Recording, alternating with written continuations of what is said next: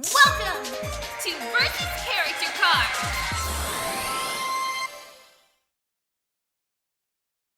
What's up and welcome to Versus Character Cards, the Versus show without the verses. In this series, instead of analyzing two fighters to figure out who wins in a fight to the death, we are only covering one character at a time, researching who they are and what they can do, kinda like a versus cheat sheet, or a respect thread in video form, as you could use this research as a base for your research in your own versus show.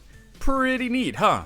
And be sure to stay tuned to the very end so you can see who we're covering next. But today, we have Travis Touchdown from No More Heroes. He's a vulgar geek, a violent freak, and he should have been in Smash instead of Pyra/Mythra. But enough lamenting over the past. With the recent release of No More Heroes 3, Travis has lots of new stuff to bring to the table. So let's dig in.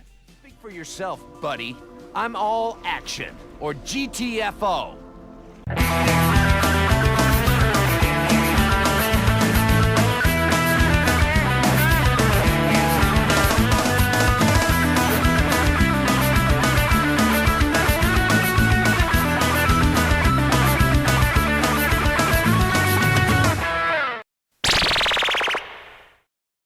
If you were totally out of money, what would you be willing to do to get some more? Because I'm sure whatever you come up with, Travis has it beat.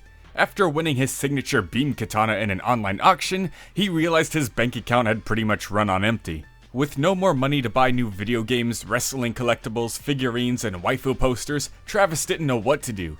That is until he was approached by Sylvia Christel. She gave him an offer with a reward that was just too nice to say no to, so Travis began his journey as an assassin. And once he was in, he couldn't get out. Even when he achieved the #1 rank, the life just kept finding him again and again, whether it was the need to avenge his best friend or defend the Earth against planet-conquering aliens. So how did this anime-addicted weirdo manage to top the leaderboards 3 different times?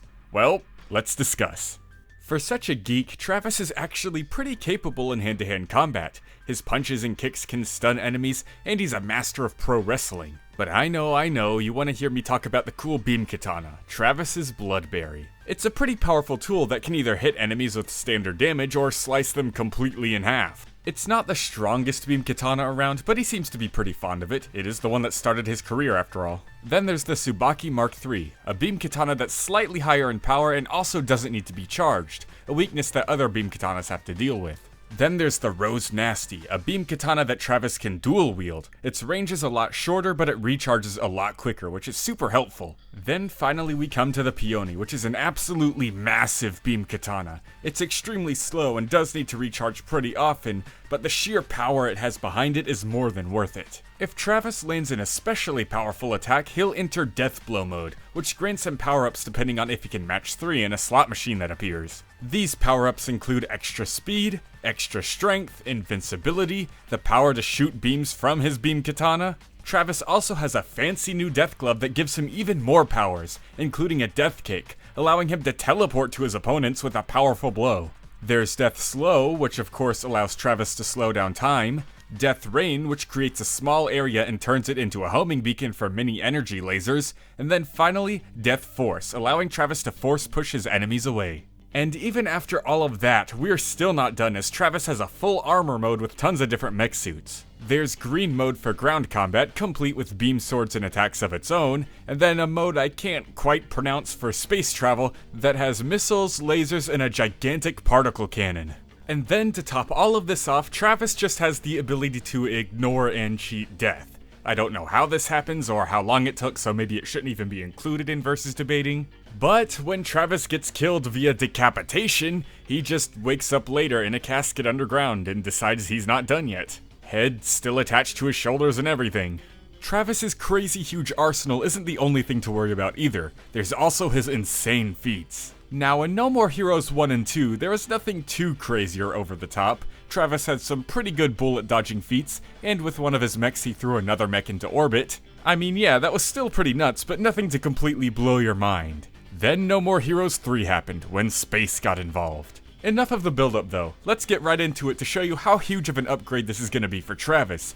Even basic enemies like the Ice Shaver and Space Peacock, who aren't even in the top 10 galactic rankings, are still able to completely freeze or just flat out destroy entire planets. This is according to their own in-game descriptions. When we actually get into the galactic top 10, the leader Fu is able to destroy entire planets himself, and Travis beats him without any mech suits, just complete hand-to-hand combat, and beam katanas. Now there is an argument out there for Universal Travis, but it's not very stable. It's when he beats Mr. Black Hole, who has a universe inside him. The reason it's not very stable is because there's no evidence Travis destroys this universe when he destroys Mr. Black Hole, and there's no evidence Mr. Black Hole created the universe within himself in the first place. It could have just always been there, so we should stick to planet level Travis. Now as for speed, massively faster than light Travis is a no-brainer. Throughout the entirety of No More Heroes 3, Travis is just going back and forth between planets across different solar systems and galaxies in a matter of moments. And he's outpacing enemies who are quick enough to do the exact same thing.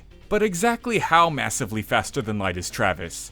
Well, at the very end of the game, Travis and Damien go to the edge of space. And that's pretty far. The distance from Earth to the end of our observable universe is about 46.5 billion light years. Even if we ridiculously lowball this feat and say it took Travis and Damien 100 years to get there, they would still be traveling at over 400 million times the speed of light. I'm surprised Travis even had to climb through the rankings. They should have known he was number 1 just by looking at him.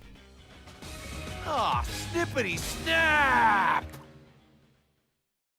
Time for the conclusion segment. In conclusion, Travis Touchdown is insanely OP.